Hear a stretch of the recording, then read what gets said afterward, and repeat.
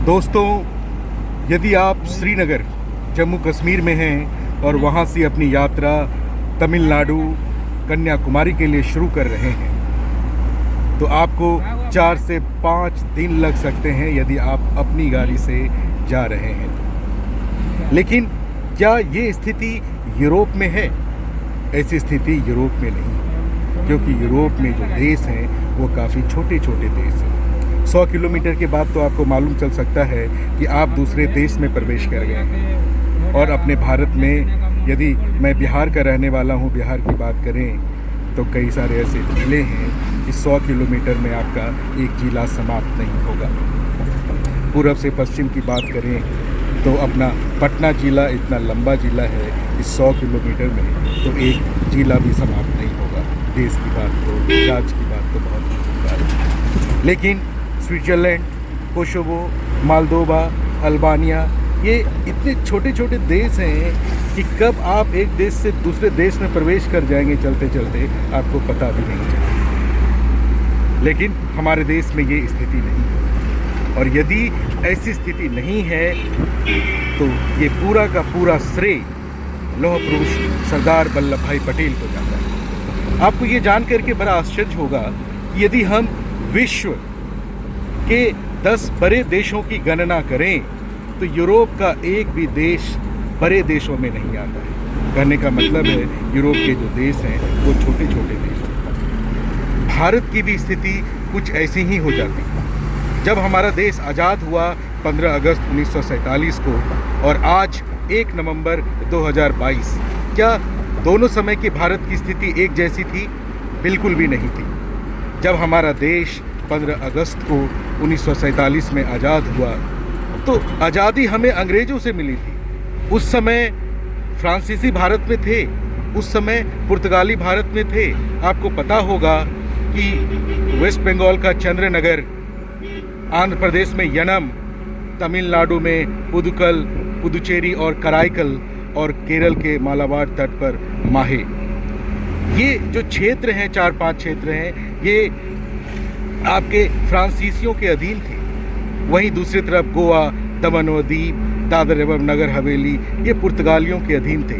फ्रांसीसी 1954 में भारत छोड़ करके गए तो पुर्तगाली 1961 में भारत छोड़ करके गए। तो जिस समय हमें आज़ादी मिली 1947 में, उस समय की स्थिति ऐसी थी कि कुछ क्षेत्र तो फ्रांसीसियों के अधीन था, कुछ क्षेत्र पुर्तगालियों के अधीन था और 565 छोटे बड़े देसी रियासतों में हमारा देश बटा हुआ था। भारत खंड खंड में बटा हुआ था। लेकिन लौह पुरुष सरदार वल्लभ भाई पटेल के प्रयासों से 565 छोटे बड़े देसी रियासतों को, चाहे प्यार से हो या पुलिसिया कार्यवाही करके हो, जैसे भी हो, इस भारत देश में मिला लिया गया। सोचिए, यदि हैदराबाद जैसा बड़ा रियासत, जूनागढ़ और जम्मू कश्मीर जैसे रियासत यदि भारत से अलग रहता, पाकिस्तान में जाकर के मिल जाता या स्वतंत्र रियासत के रूप में शासन चलाता तो कैसी स्थिति होती हमारे देश की। लेकिन लौह पुरुष सरदार वल्लभ भाई पटेल ने ऐसा होने नहीं दिया। उन्हीं के प्रबल एवं एक अच्छी शासन सूझबूझ ने, एक अच्छी राजनीतिक सूझबूझ ने इस खंडित भारत को अखंड बनाया।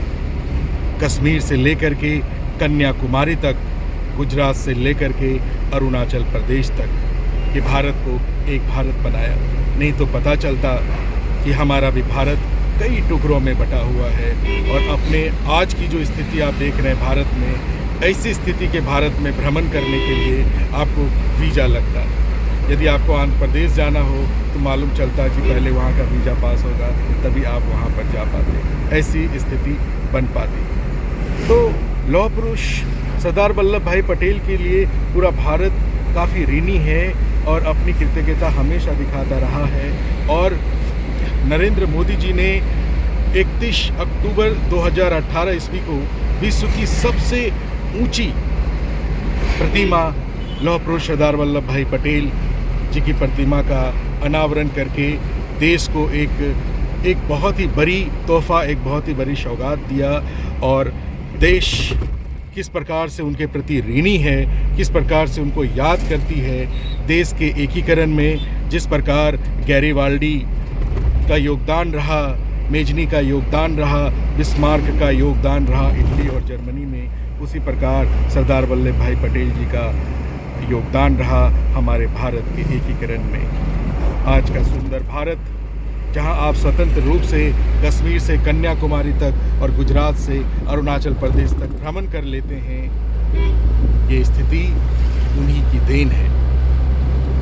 और मैं उनको पूरे देशवासियों की तरफ से उनके प्रति मैं श्रद्धांजलि अर्पित करता हूँ, उन्हें प्रणाम करता हूँ और ये इच्छा भी प्रकट करता हूँ कि आज के हम युवा पीढ़ियों में इसी प्रकार की प्रबल इच्छा, एक अच्छी सूझबूझ बने, एक अच्छे नागरिक बने और एक अच्छी राष्ट्रवाद की भावना हो, ताकि हम राष्ट्र को जहाँ हमें दिया गया वहाँ से काफ़ी आगे हम उसे ले जा पाए।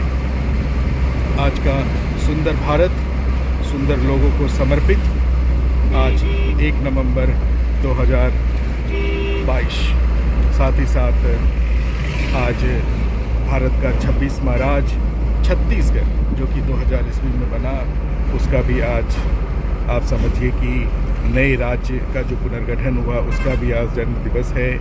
तो निश्चित तौर पर छत्तीसगढ़ सरकार और वहाँ के लोगों में एक उत्साह और छत्तीसगढ़ में नए नए कार्यक्रमों का, सांस्कृतिक कार्यक्रमों का, और किस प्रकार से इस छत्तीसगढ़ राज्य को जो कि मध्य प्रदेश से अलग हुआ, इस प्रकार से हम इसे और भी सुदृढ़ बना सकते हैं। सरकार कितने प्रयास करेंगे, कितने कश्मे खाएंगे और कितने वचनबद्ध होकर के अपने प्रयासों को साकार करेंगे, ये समय के साथ हमें ज़रूर पता चल पाएगा। बहरहाल समस्त भारत लौह पुरुष सरदार वल्लभ भाई पटेल के प्रति काफ़ी ऋणी रहा है। कल 31 अक्टूबर था और आपने देखा कि किस प्रकार से पुष्प वर्षा करके हम भारतीयों ने श्रद्धांजलि अर्पित की। आप लोगों को जब भी मौका मिले तो भ्रमण करने यदि आप निकले तो गुजरात आप ज़रूर जाएं। पता नहीं गुजरात की माटी में क्या ताकत है कि यदि जब आप महात्मा गांधी को आप पढ़ेंगे, जब आप सरदार वल्लभ भाई पटेल को पढ़ेंगे, जब आप नरेंद्र मोदी जी को पढ़ेंगे तो लगेगा कि भाई गुजरात की माटी में कुछ तो बात है, कुछ तो खास है, कुछ तो अलग बात है जो कि इतने प्रबल विचारधाराओं के व्यक्तित्व को रूप देता है गुजरात। मैं आलोक कुमार पूर्णिया बिहार से हूँ और गुजरात के बारे में मैं इसलिए बता रहा था क्योंकि बड़ी देन है गुजरात की महात्मा गांधी, सरदार वल्लभ भाई पटेल, नरेंद्र मोदी के रूप में वर्तमान में हमारे प्रधानमंत्री भारत को सशक्त एवं सुदृढ़, चाहे वो सांस्कृतिक रूप से हो, चाहे शैक्षणिक रूप से हो, चाहे विज्ञान व प्रौद्योगिकी के रूप में हो, किसी भी क्षेत्र में या देशों के साथ सौहार्द संबंध बनाना हो या फिर विश्व गुरु के रूप में स्थापित करना हो, भारत के वर्तमान प्रधानमंत्री नरेंद्र मोदी लगातार प्रयास कर रहे हैं और हम भारतीयों को उन पर गर्व भी होता है। बहुत बहुत धन्यवाद।